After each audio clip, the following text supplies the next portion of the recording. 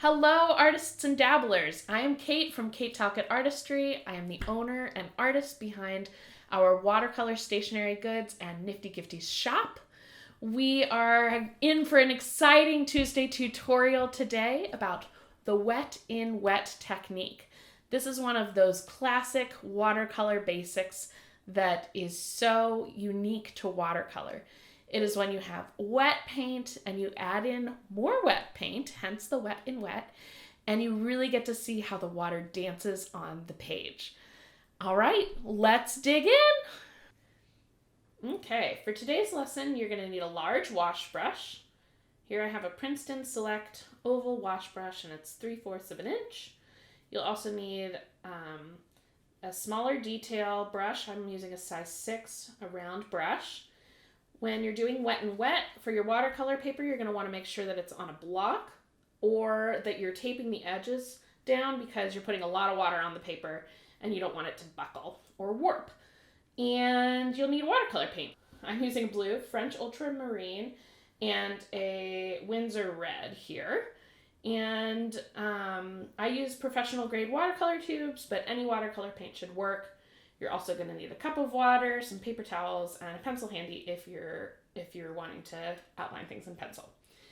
My workspace is all on my right side because I'm right-handed, and we're ready to go. Let's make some art. So we're going to animate 2 of our paints by adding some water. Mine are kind of already ready to go. So I've got my blue here, rinse off my brush in between. I've got my red here. And now you can make a square on your watercolor paper with one of the colors. I'm going to play it fast and loose, no pencil today, feeling wild. I'm going to start with a red, and I'm going to make a square. Actually, I'm going to do this with my mop brush because it's going to go a lot faster. So nice. We're going to want to make sure that it's really a wet square. So see how the brush is kind of leaving brush strokes? That means there's not enough paint for what we're trying to do. So you make a square. There we go. Good enough. All right. So you don't want to see the brush bristles across, then it's too dry. But you also don't want like a huge puddle. So if you do get a huge puddle, you can wipe your brush off on your paper towel and pick up some of the paint with your brush, kind of like a sponge. All right, now we're going to get the second color on our smaller brush. I've got my size 6 here. I've got my blue. And what we're going to do is we're going to draw a line down the middle. Notice what happens. So you can see it's not just staying where it's supposed to go, it's bleeding out into the sides. It doesn't just stay in the line. This is called a bleed. So we're going to do a few lines and see how the paint moves around. So I'm going to do something with like a lot of water here. Let's see, okay, what's going to happen here? Notice when I pick my brush up, that's where a big drop of color goes. So what you can do is you can maybe do like almost like you're dotting, doing a dotted line. All right, watercolor's so cool. All right, so now we're going to make another square of our red here. You can do blue. It doesn't really matter what color you're using. I'm just doing red and blue because they're pretty.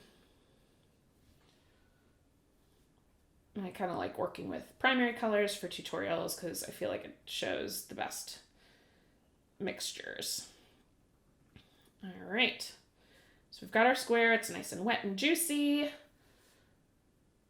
There we go. And now we're going to make some dots, okay? So take your smaller brush, get some paint on your pen or on your pencil, and you're going to make little dots, polka dots. Now try doing it just with the very tip of your pen, oh my goodness, your paintbrush, whatever we're using. Boop.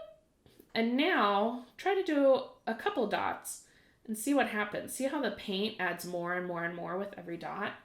Let's get like a ton of paint on this paintbrush. So the more liquid that's going into the page, the larger the little circle is going to make. And that's kind of cool.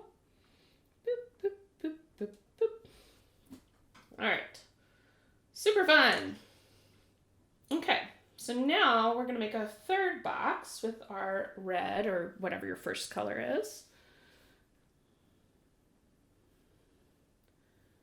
Got our nice little square here. And then we're going to add, what we're going to do is we're going to add a gradient wash to see how the color goes with the wet. To see how the color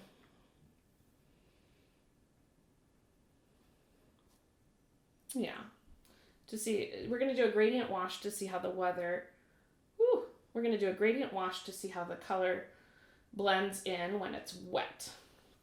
Okay, so now I have my red base, and I am going to add some blue to this side.